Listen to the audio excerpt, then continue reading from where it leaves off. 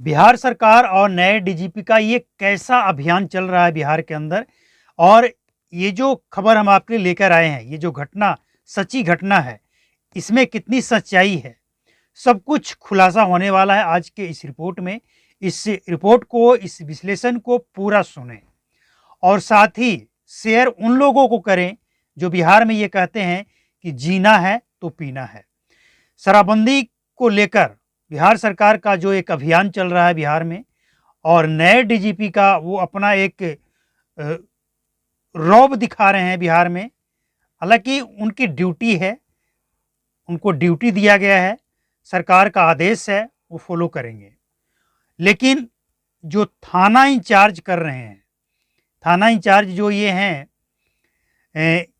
कफील अजहर, इनके ऊपर जो आरोप लगा है, खासकर पत्नी ने जो आरोप लगाई है, बहुत ही गंभीर है।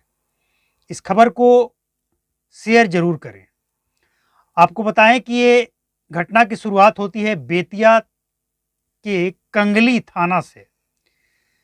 बेतिया के कंगली थाना में 3 लोगों को देर शाम अरेस्ट किया जाता है, गिरफ्तार किया जाता है। और गिरफ्तार करने के बाद तीनों को लेकर पहुंचते हैं थाना में। हालांकि थाना में सीसीटीवी कैमरा लगा है, वो फुटेज में क्या है या फिर उस फुटेज को गायब किया गया है, जब फुटेज होगा तो भी पता लग जाएगा। और अगर फुटेज गायब है तो फिर ये शक बढ़ जाएगा। तो शाम को गिरफ्तार किया जाता है। उसमें से एक व्यक्ति होता है जिसका नाम होता है ये रमेश शर्मा। रमेश शर्मा की पत्नी नेपाल में रहती है, और पुलिस जब पकड़कर लेकर आती है रमेश शर्मा को, तो पुलिस फोन करती है रमेश शर्मा की पत्नी के पास कि पैसे लेकर कंगली थाना में चले आइए। पत्नी नेपाल में होती है, दूर है, वो नहीं पहुंच पाती है उसी समय, मतलब शाम में गिरफ्तारी हुई और वो रात में आ नहीं सकती थी, रात भर नहीं पहुंच पाई। सुबह में ये कांड हो जाता है। असल में ये मामला क्या है कि 3 लोगों को गिरफ्तार किया जाता है शराब पीने के जुर्म में, 3 लोगों को। और ये पुष्टि हुई कि तीनों ने शराब पी रखी थी। ग्रामीणों ने भी कहा कि हाँ, ये तीनों नशे में धूत दिख रहे थे। लेकिन सवाल ये नहीं है, नशे में धूत दिख रहे थे तो सबसे पहले आपको उन लोगों को पकड़ना चाहिए था जो शराब बेच रहे हैं। एक तरफ आप शराब पीने वालों को इसलिए पकड़ते हैं कि बिहार में शराब बंद है तो आपने शराब पी क्यों, लेकिन दूसरी तरफ आप शराब बेचने वाले से कमीशन लेकर शराब बेचने की छूट देते हैं। लेकिन हम चर्चा इस पे करने नहीं आए हैं, क्योंकि इस पे चर्चा बहुत हो चुकी है। अब जो पत्नी है सीतापति देवी, पत्नी का जो आरोप है वो, और उनके चाचा यानी रमेश शर्मा के चाचा विश्वनाथ का जो आरोप है वो बहुत ही संगीन आरोप है। पत्नी का कहना है कि हम पैसा लेकर नहीं पहुंचे थाना में, और पहुंचती भी कैसे, वो नेपाल में थी और शाम के टाइम में इन लोगों को गिरफ्तार किया गया, वो आ नहीं सकती थी रात में, तो वो नहीं पहुंच पाई पैसे लेकर। और जो विश्वनाथ हैं उनके चाचा, रमेश शर्मा के चाचा, इनका आरोप है कि पुलिस के द्वारा इतना मारपीट किया गया है। अब समझिए कि अगर व्यक्ति शराब पी रखा हो तो भले ही उसे पीटते समय ये पता लगे या ना लगे, या हो सकता है उसी समय नशा उतर भी गया हो, लेकिन सर्दी का मौसम है, मारपीट करने के बाद अगर उसे यूं ही छोड़ दिया गया होगा लापरवाही से, तो ठंड लगने से भी मृत्यु हो सकती है।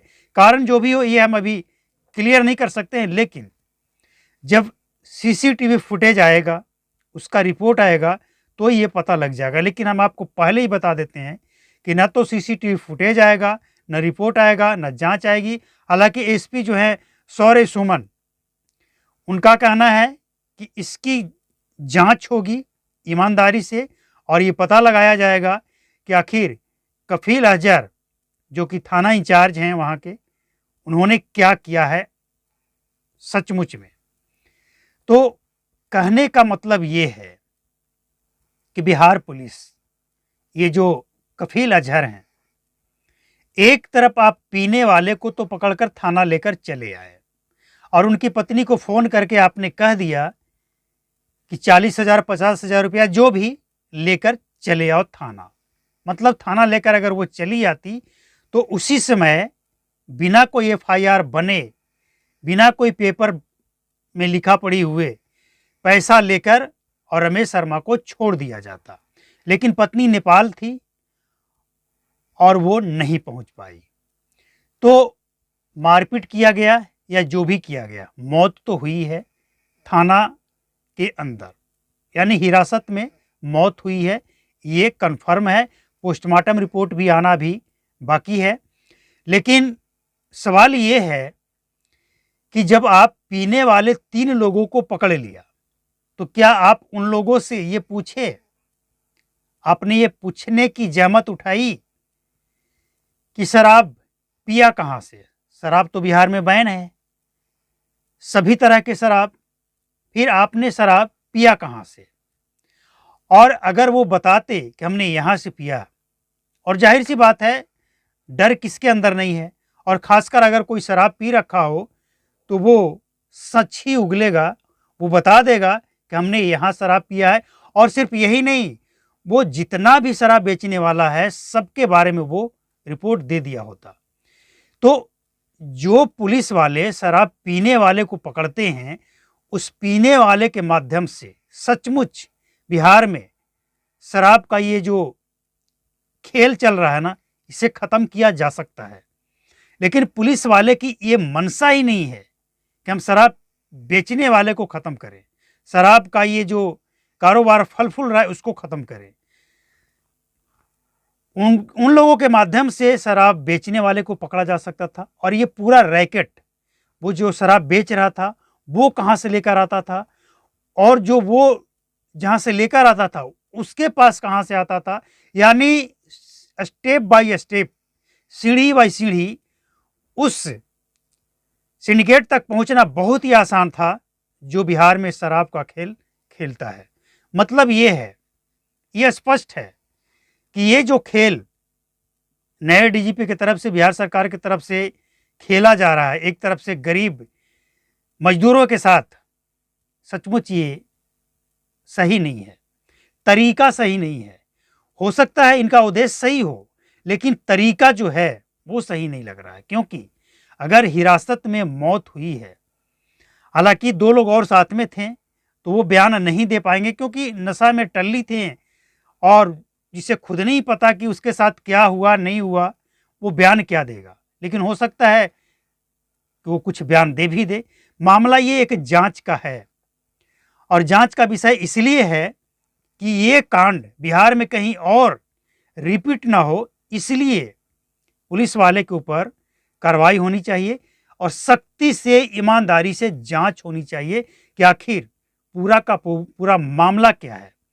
क्या मौत एक हादसा है या फिर ये एक साजिश है? इसकी जांच होनी चाहिए कि क्या ये एक हादसा है, और अगर हादसा है तो फिर तो हादसे होते रहते हैं, लेकिन अगर ये साजिश है तो फिर ये बिहार के लिए बहुत बुरा संकेत है ये, और खासकर उन लोगों के लिए जो कहते हैं कि पीना है तो जीना है।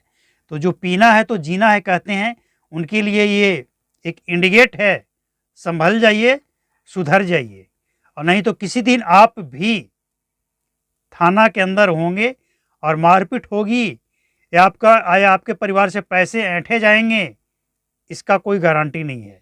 क्या होगा, कोई गारंटी नहीं है।